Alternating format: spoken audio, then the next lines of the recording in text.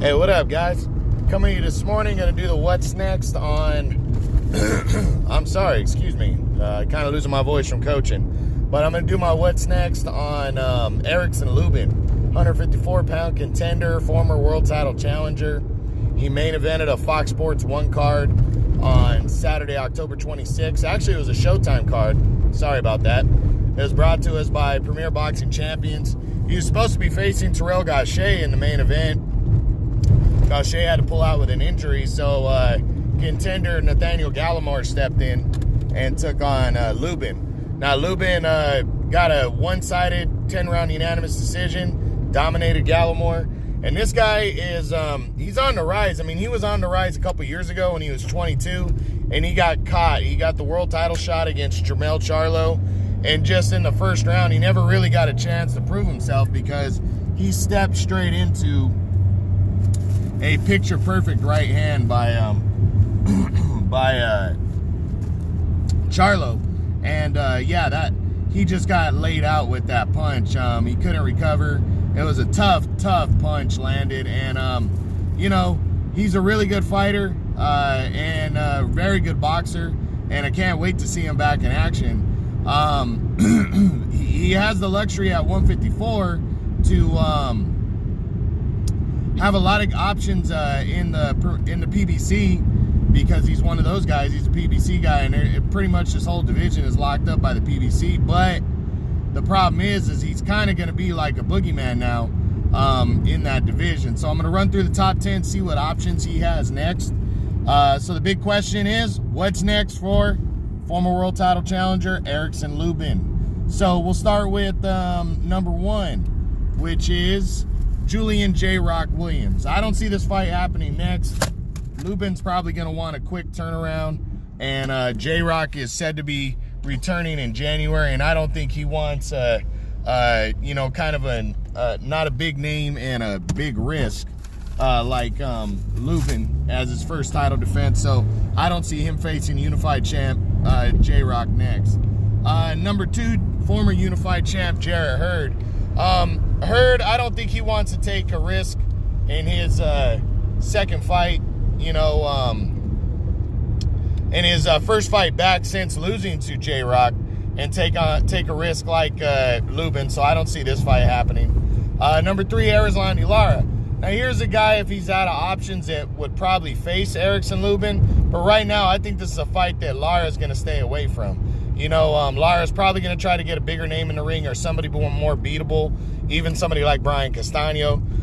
Somebody who comes straight forward, who doesn't box and isn't as slick as Lubin. So I don't see the Lara fight happening, but it is possible. Brian Castano is another guy I think is possible if he can't get another opponent. But I think Castano can. I think Castano will get Lara or somebody else before he has to roll the dice and take a chance at Lubin. But it is possible.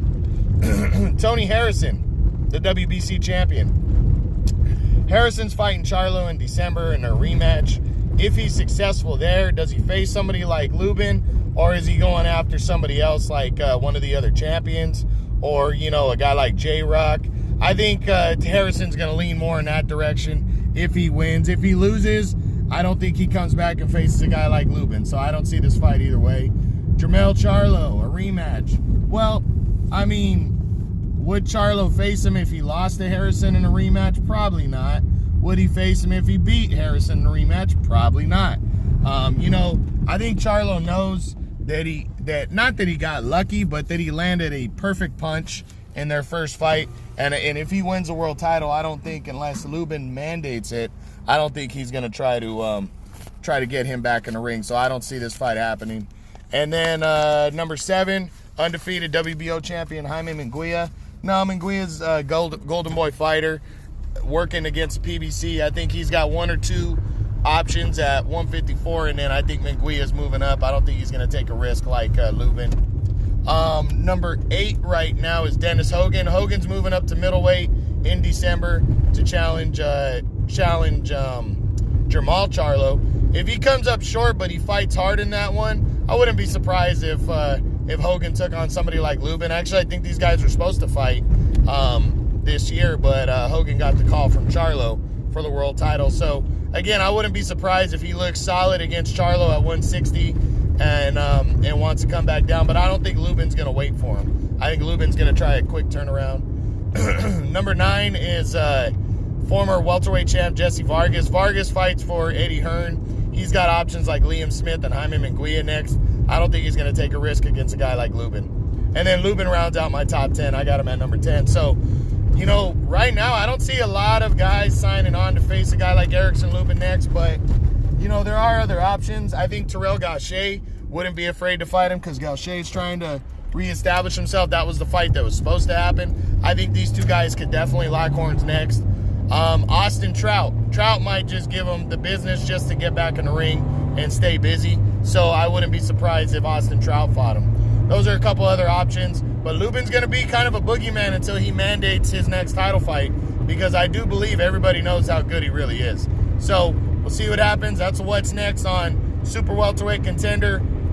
That's 154, Erickson Lubin, former world title challenger. All right, guys. Hope you enjoyed it. True Boxing. You've been here with the truth.